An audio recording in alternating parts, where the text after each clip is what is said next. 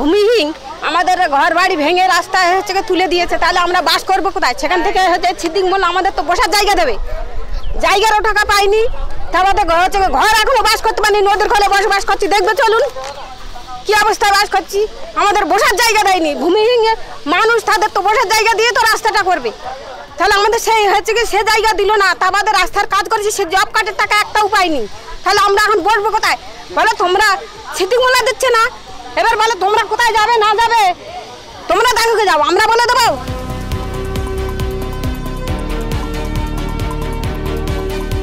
টাকার জন্য টাকার জন্য আমরা 100 দিনের টাকা আমরা পাইনি, আমাদের প্রধান সাহেব দিচ্ছেন না, টাকা তুলে সব খেয়ে নিয়েছে।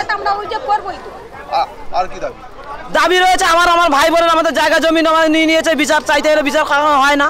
আমরা 4 ভাই বোনে, একটা ভাই মারা গেছে, একটা ভাই রয়েছে, ওই একটা ভাইয়ের নাম করে জায়গা নিয়ে নিল, 55 শতক জায়গা আমার ভাইয়ের নামে রেকর্ড করে দিয়ে দিল।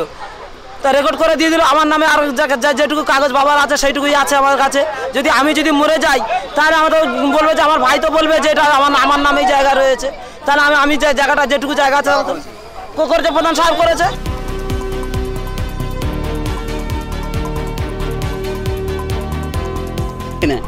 আমরা প্রধানের কাছে যাই, প্রধানের কাছে বলি যে বাবু আমরা কাজ করেছি, আমাদের পয়সাটা দেন।